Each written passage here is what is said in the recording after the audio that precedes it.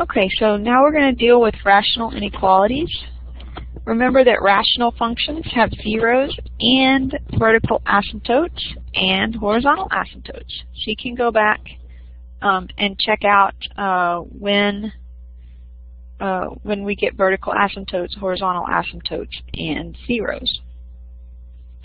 So here we have a rational inequality. So I begin by graphing the inequality.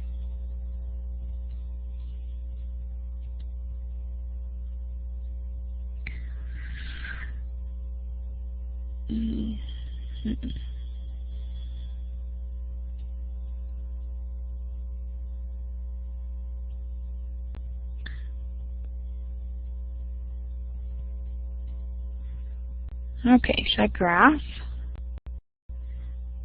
Okay, so this rational function has a vertical asymptote at 0, has a horizontal asymptote at y equals 0, and it does not have any zeros, so it doesn't cross the x-axis. This side is always above the x-axis, and this side is always below the x-axis. So our inequality was 1 over x greater than 0. So that would be this side. So as I approach 0 from the right, I'm going up, and my y values are getting larger and larger in the positive direction. As I go this way, my y values are getting smaller and smaller, as in closer and closer to 0. So I'm never going to cross 0.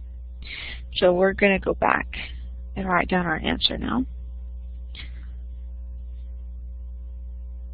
So here's a rough sketch of the rational function.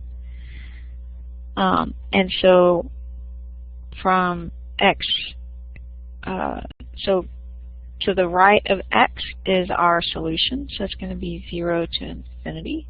Now x cannot be 0 because that's where our vertical asymptote is.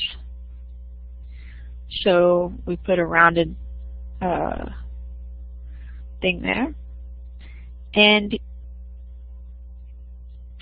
so if I change the inequality to 1 over x greater than or equal to 0,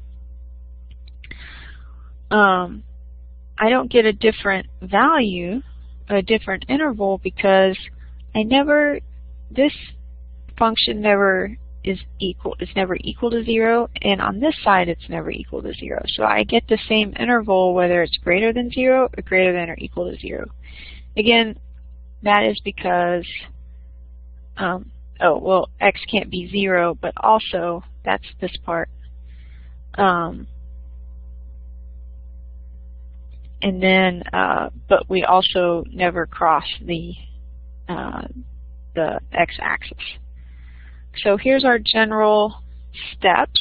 We get all the terms on one side, we graph it, we determine zeros and asymptotes, and then we give the intervals that satisfy the inequality. So if we're looking for above the x-axis, we give those intervals, below the x-axis, and so on. Okay, here's another one. So this has all the terms on one side. So we start by graphing this.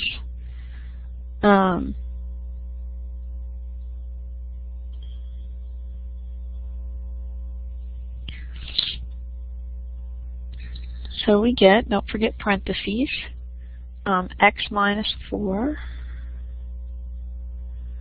divided by x plus 3.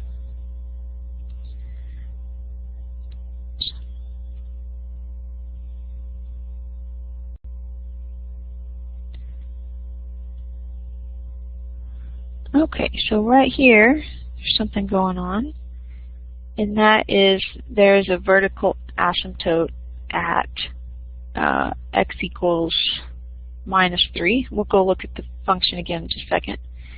And then we have a horizontal asymptote at y equals 1. And here we have a 0. And I think that 0 is at 4. I'll show you why in just a second. So yeah, we have a 0 at 4 and a vertical asymptote at 3. Here we see the equation written up here. So x plus 3 is in the denominator. So when x is equal to 3, or when x is equal to minus 3, we get an undefined value. And so we get a vertical asymptote here. And then here, when x is 4, we get 0. Okay, so let's go back and sketch a rough sketch here.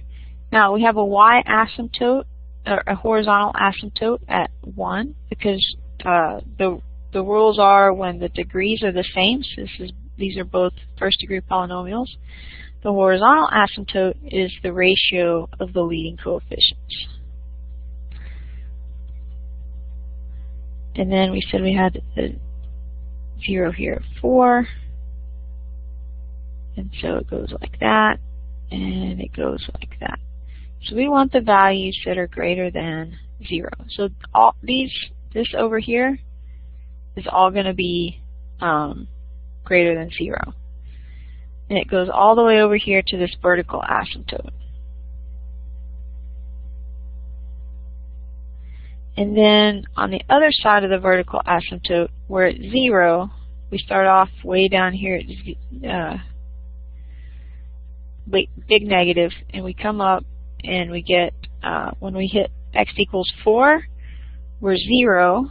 And then for x bigger than 4, we are between 0 and 1. So the other interval is 4 to infinity. So that is my solution. So I use the vertical asymptote to figure out what the left or the right bound of this interval was, and then I use the 0 to get the left bound of the other interval. Okay, now before we go on, our first thing is to get everything on one side.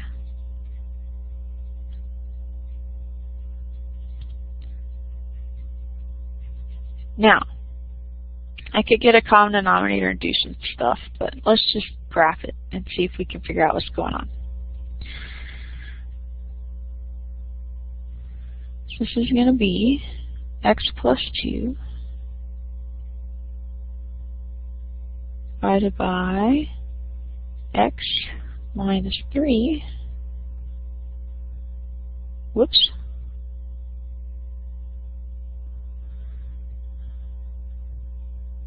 Oh, come on.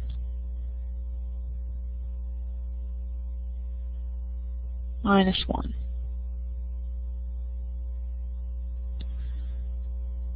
So, and just like that, let me graph it. Now, what do we think? Let's see. Vertical asymptote. It's kind of hard to tell just from looking at the graph, but the asymptote's at x equals 3, and we get a horizontal asymptote at 0. So when is this less than 0? All the way from here over to x equals 3. So let's go back and graph our thing here. So here's our axis. Now, that's going to give me my vertical asymptote. So at x equals 3 is my vertical asymptote. Now, zeros. This is a little bit hard because we need a common denominator. It looks like we didn't have any zeros because it looks like it was all, that we had a horizontal asymptote at 0. And so let's see if that makes sense. So I'm going to go ahead and get a common denominator here now that I kind of have an idea of what's going on. And I see that what's going to happen now that I have a common denominator is that the x's cancel and I get that's going to be 2 plus 3 is 5. And so this is what I have now. So a vertical asymptote at x equals 3 and a horizontal asymptote at y equals 0. So we saw that it looks like this. And so less than or equal to 0 is way out from minus infinity all the way up to that vertical asymptote at x equals 3.